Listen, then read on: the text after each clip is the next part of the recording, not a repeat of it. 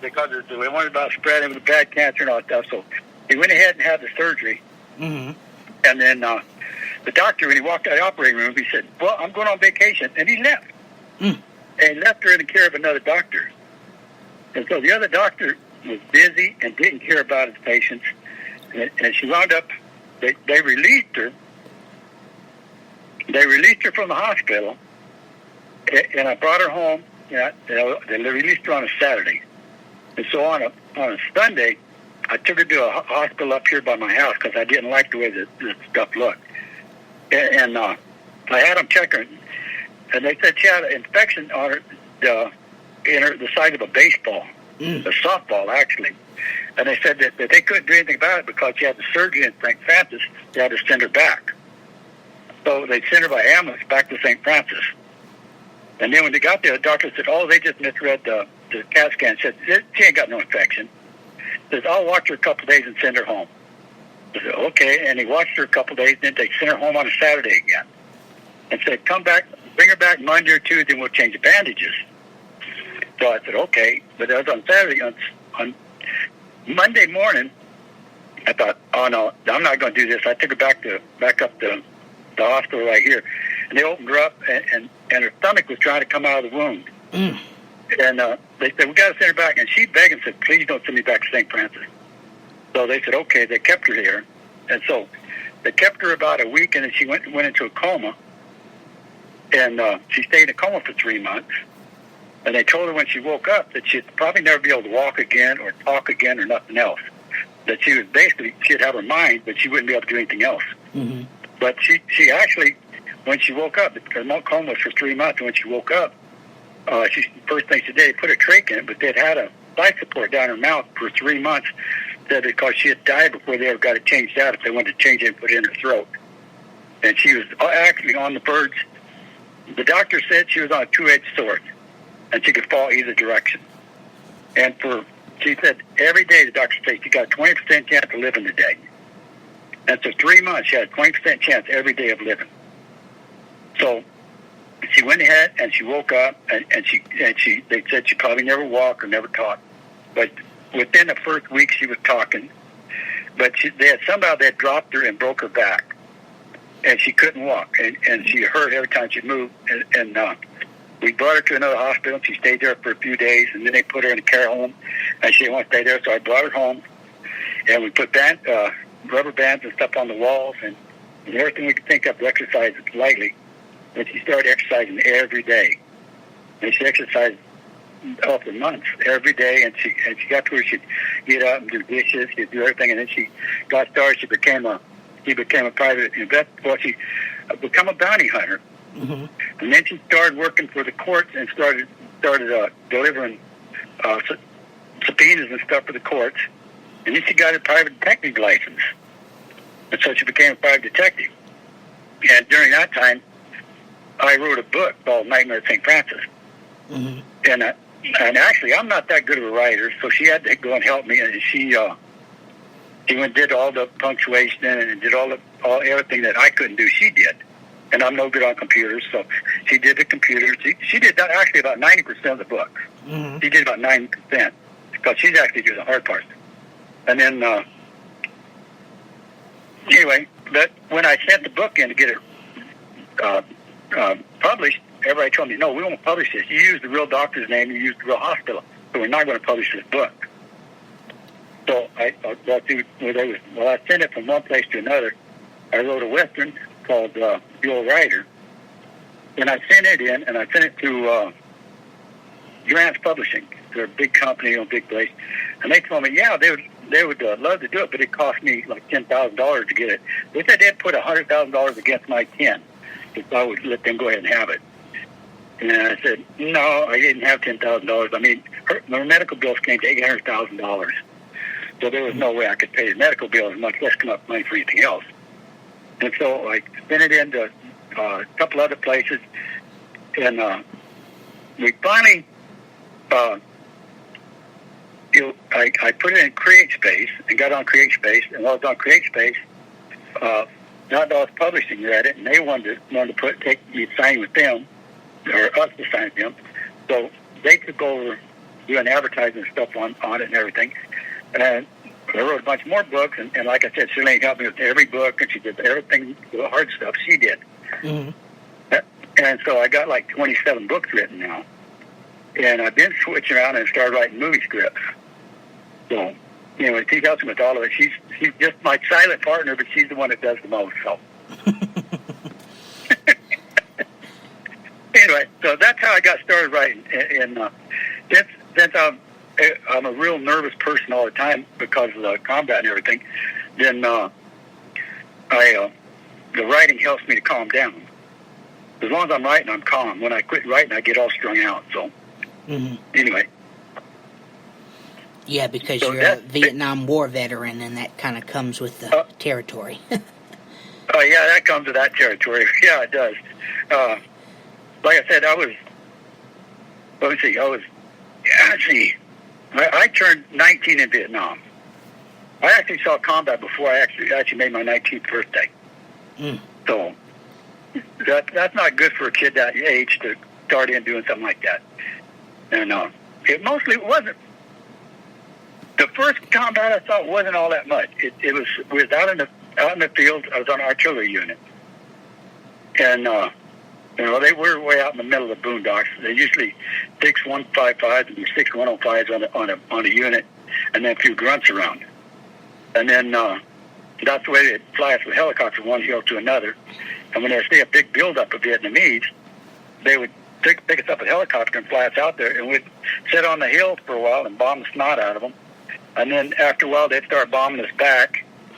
And then when it got to where we couldn't hold them anymore because there were too many around us, they'd pick us up and fly us to another spot.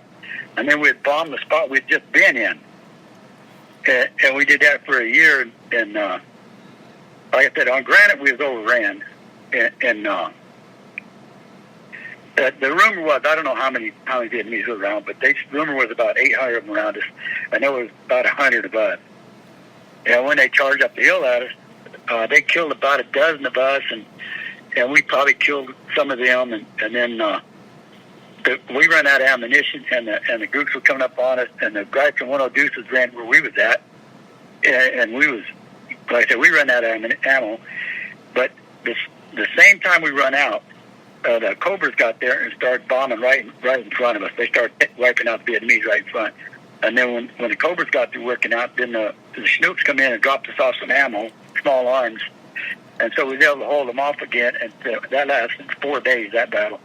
And then they moved us to another hill. We got in a small fight on that hill.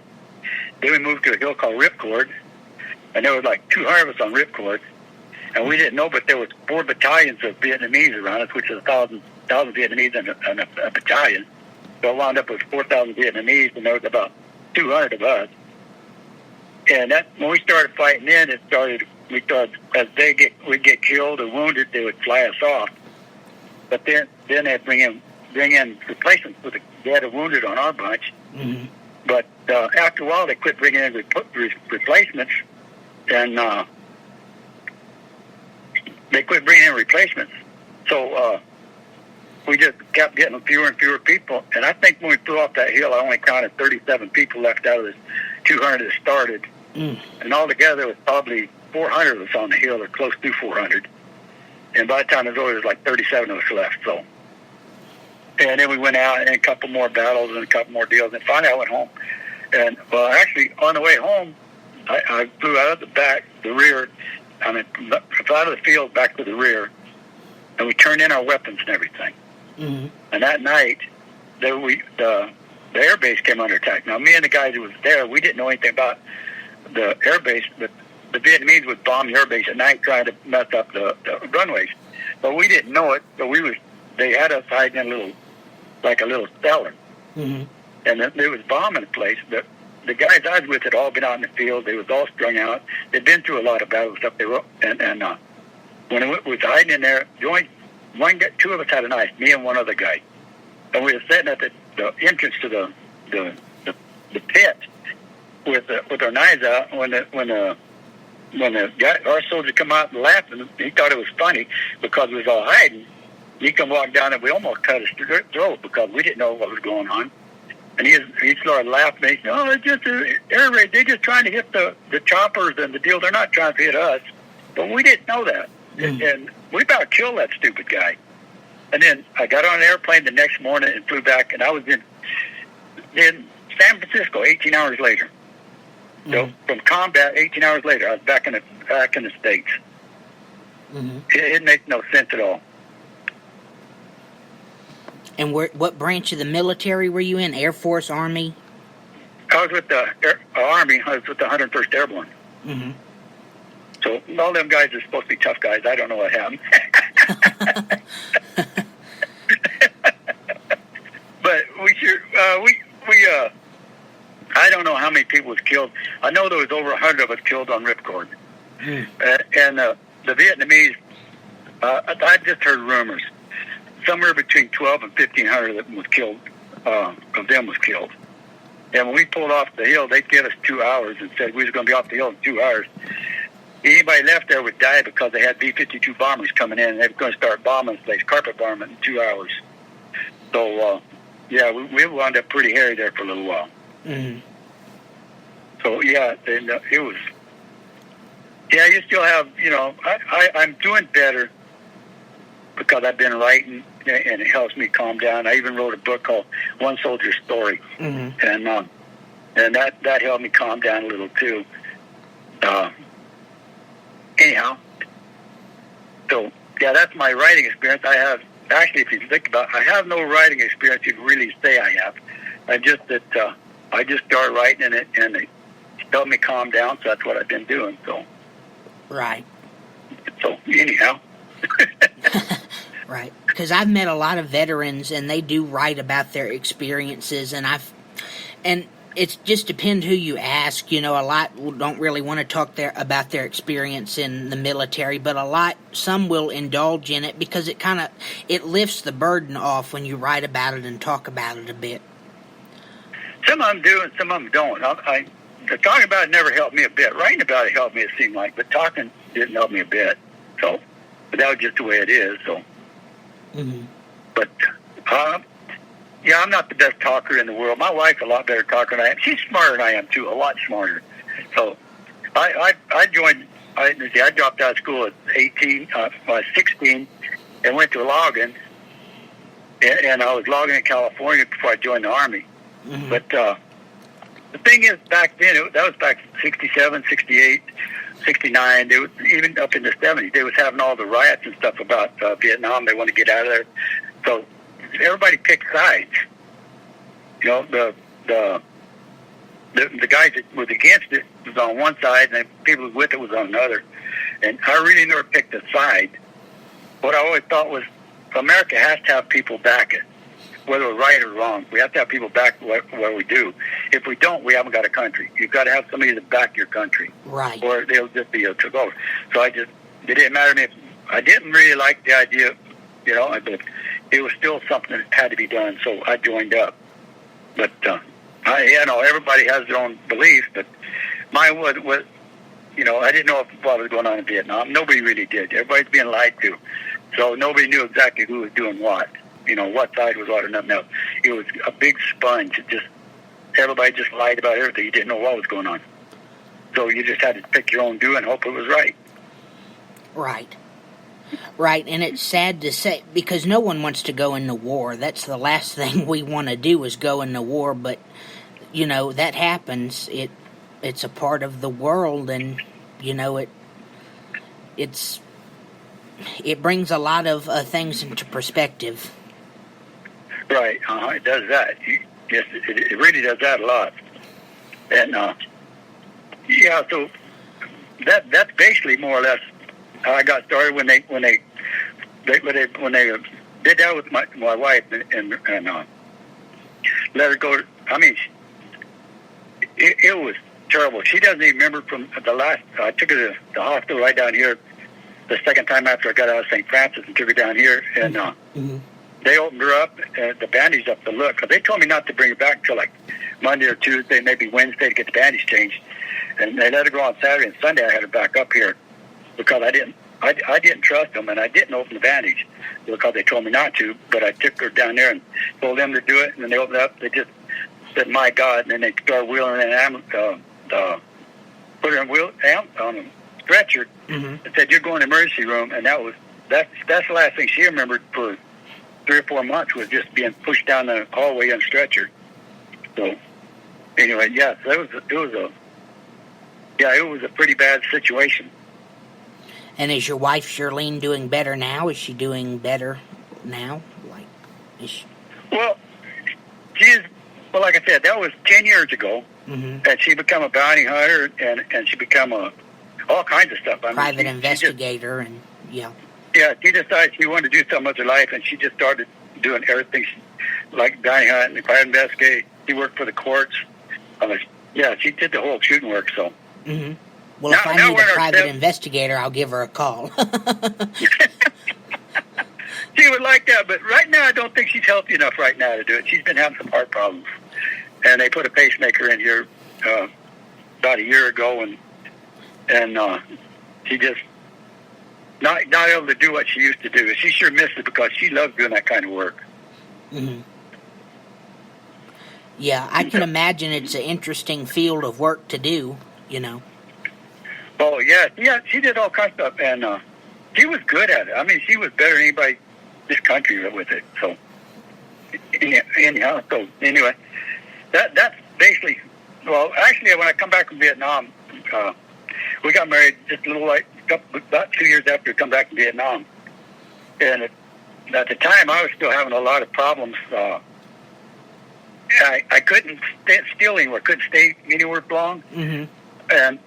And so I kept moving all the time because I kept stringing out. And I got to where I was flashbacking and stuff so bad that... PTSD? Yeah, PTSD. And I was flashing. I'd go to work someplace, work there 3 or 4 weeks, maybe a month. After we got to go, and I'd pack up and I'd go, take off someplace else. And maybe sometimes 6 months, but I'd never stay long because I kept feeling like I was being watched, and I was being... because in Vietnam we'd move every month or two, and that way the Vietnamese wasn't able to build big enough on us to just overrun us all. So I got the same habit when I came home. I had the habit of every month or two having to move because I feel like I was being trapped in one little area. So PTSD was still chasing me for a long time.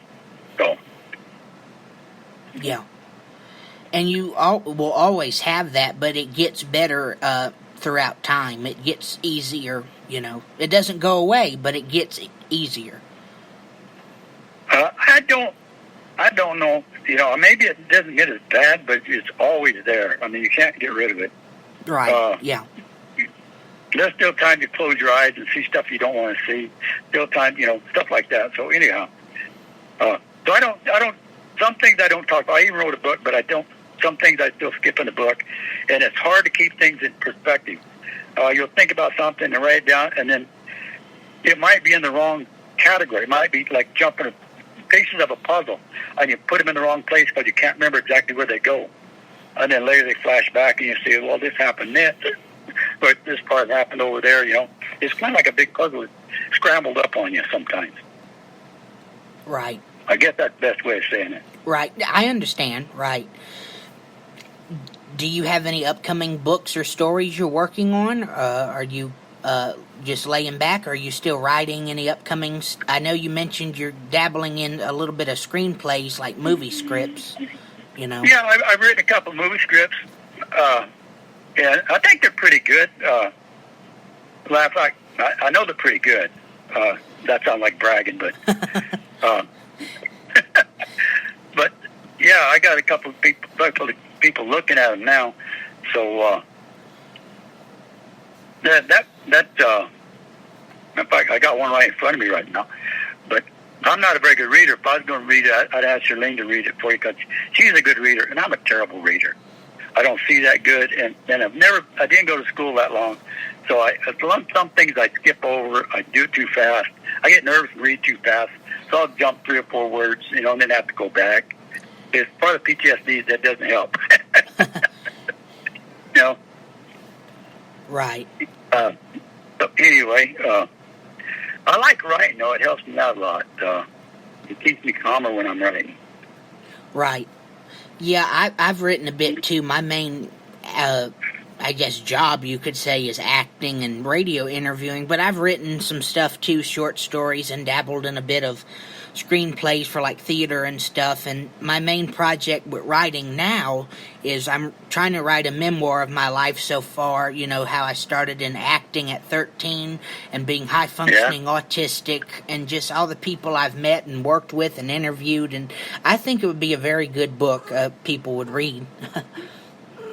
Yeah, the guy got hold of me a couple of years ago, and he never did come through with it. But he said he had, at one time he had a TV show, and he'd take out people in the wilderness and take them hunting and stuff, and they would take pictures of it. It was on TV for a while, and I thought it was kind of funny because his name was Jim Stroud, just like me. He had been taken out like Roy Rogers and Sean Connery and all them out in the mountains and let them bear hunt and stuff.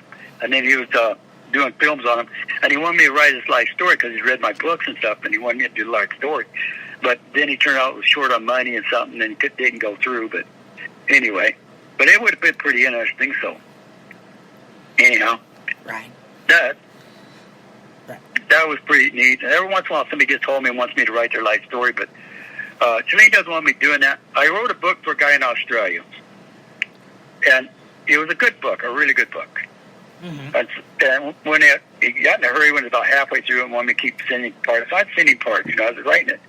And then he took it down and had some friends. He was in a book place, a big company, one of these big, like New York. And they told him, said, that needs to be a movie. So he went, he told me, he said, I need you to hurry up and finish that because they got to drink a movie yet. So, I was just going on the guy's word, what he said to do. Celine said, no, you're not going to do any more unless you get a contract, because I was writing it without a contract, and I had a half written. She said, not until you get a contract. So, because she's a smart one, she does all this stuff.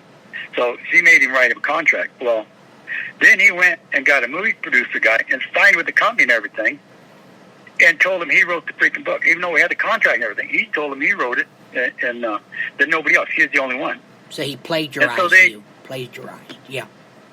Yeah, and so when Celine found out, she got a hold of Tommy and told him, look, if you start making that movie with his name on it, my husband's name on it, she said, I'm going to shut the whole movie down. I'll sue you guys.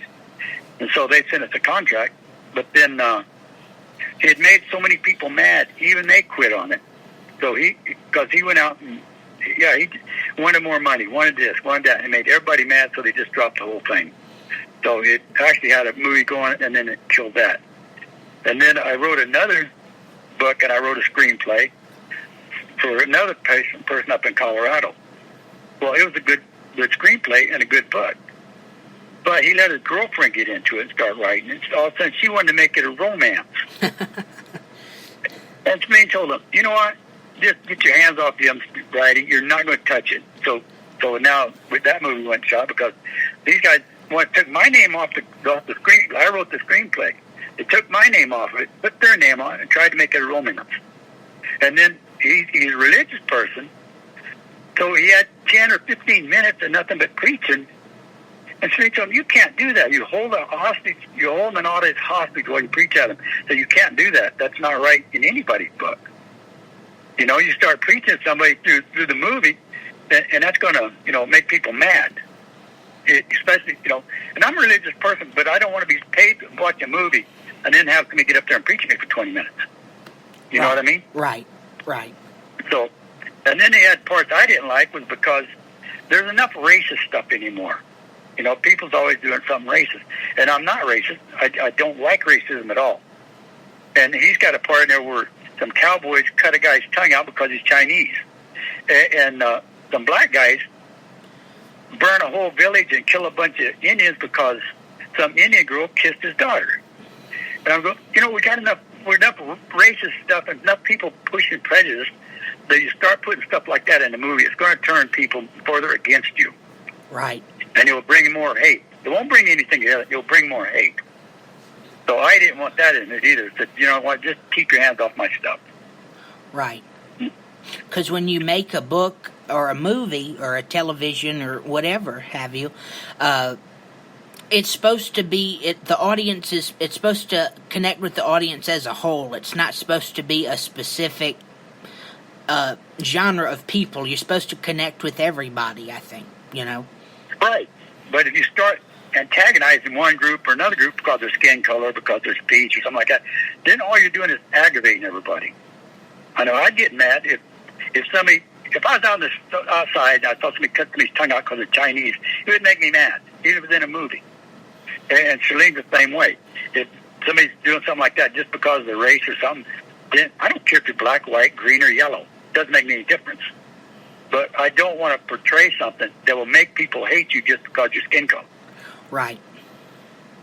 So anyway, that's my way of looking at things. I agree. Yeah, no one's supposed to hate anybody regardless of race, religion, sexuality, nothing. We're all human beings. Right, that's it. That's the way I look at it. I like everybody almost. I get along with almost everybody, and I like everybody almost. And very few people I don't like, and most of the people I don't like are prejudiced. Uh-huh. If they hate somebody because of skin color or something, I don't want to be around them, And if I don't hate them or something, I just don't be around people like that. So anyway, everybody has their own deal. I mean, and that's the way I look at it. So anyhow. Right. My next question is, do you have any advice for people who want to get into writing? I know your story is a bit different, but what is your key points of advice to people who would want to write, who would want to be a writer? Well, you're going to have to. The first thing is stay at it. But like I said, I am not what I call a real smart person. I got a pretty high IQ, but I haven't got much of an education. Because I spent my time, even as a kid, I worked out in the fields all the time. I didn't have time for school. At 13 years old, I was cutting grapes out in the fields. At 14, 15, I was using a chainsaw cutting fallen timber. By the time I was 17, I was already driving trucks and everything else. So, I spent more time in the fields than I ever did in a classroom. So I didn't have the education to be a writer. Mm-hmm. But I stuck with it. You're not good at something, you stay with it. And that's what I've done. You stick with it. Mm-hmm. And I find write what you know. Write something and then once you do that, you can write into other things that interest you. But first, write what you know, because it comes easier. Right. That's something else I told people on Facebook and stuff that asked me. Said, write something you know about. And if you don't know about it, learn. If you're going to I told them, because I was friends on Facebook for a while with some other deals, and I talked to them every once in a while. And I told them, if you want to learn to write, if you want to write a sci-fi, and you live in the city, then go out in a swamp someplace. Get you a fire going, spend the night in the swamp. Do what it's like, because I've been in swamps and stuff at night and stuff. So you can actually hear the animals and stuff around you and stuff, and then you have an idea of what you're writing about. That's a good thing. If you're going to write a sci-fi and you want to write a good one, spend the night in the swamp and then write about it. If you're going to write about space, like space travel, Star Wars, something like that, go down to Kennedy Center and watch a rocket fire off. Watch the space shuttle go off. Talk to the pilot. If you get a chance, go inside it. Especially feel it. If you're close, want to get as close as you can to the jet or whatever it is, get as close as you can and feel it shake the ground. And it will give you an idea of the power that's going through. If you're writing about power, you're writing about blast off, stuff like that, then get a feel of it and then do it. Right. So, am I talking too much?